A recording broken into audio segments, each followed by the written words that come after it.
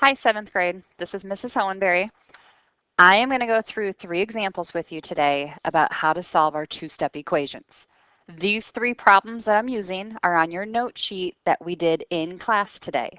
So you're going to see the work of how it needs to be done, and you'll hear my explanation as we go through. Remember, you have to show work, and you have to be showing the work the way that I'm showing you in class. So let's start with number 6. We have 7h minus 9 equals negative 2. The 2 operations we have in this problem are multiplication with the 7 and the h and a minus 9. We said in class that we work backwards through order of operations. So we need to start with any addition or subtraction that we have first. So again, in this problem, we have subtraction. The opposite of subtracting 9 is to add 9. So we would add 9 to the minus 9 above. These will cancel each other out, and that leaves us with only 7h on the left-hand side of the equation. Whatever we do to one side, we have to do to the other. So underneath the negative 2, I'm also going to write plus 9. Now look at your numbers. You have a negative and a positive. If you have a negative and a positive, you subtract, larger minus smaller, so 9 minus 2 is 7, and this is going to be a positive 7 because the 9 is larger and it's positive. Now we go to our second step. We have multiplication. We're taking 7 times h.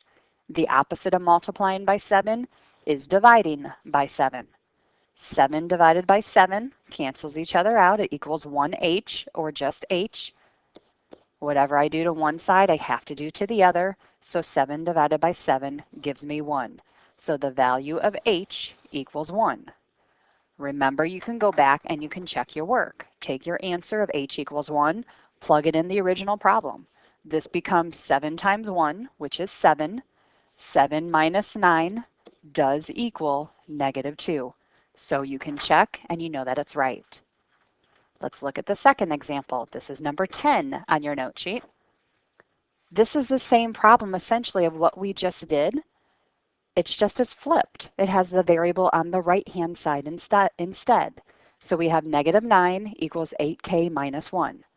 Look for any addition or subtraction first. We have minus 1. You do the opposite. You add 1. Those cancel out. Whatever you do to one side, you have to do to the other side. So the only thing I have left over on the right-hand side of the equation is 8k. So I bring that down. Here we have a negative and a positive. Negative and positive, you subtract. 9 minus 1 is 8. In this case, it's going to be a negative 8 because 9 was larger and it's negative. Our last step, get k by itself. We are going to divide by the positive 8 because that is on the same side with the variable. Remember, our goal is to get the variable by itself. 8 divided by 8 leaves us with 1k, or just k. Whatever I do to one side, I have to do to the other. Negative divided by a positive is a negative. 8 divided by 8 is 1. So negative 1 is my value for k. Again, you could take your answer, negative 1, plug it back in place of the variable, and solve and make sure the two sides are equal. Last example. Number 15 on your note sheet from today. We have 3 plus m divided by negative 10 equals 6. Again, we're going to do the opposite of any addition or subtraction first. So in this problem, we were adding 3 to the fraction. Look at the 3, look in front. There's no sign, so that means it's positive.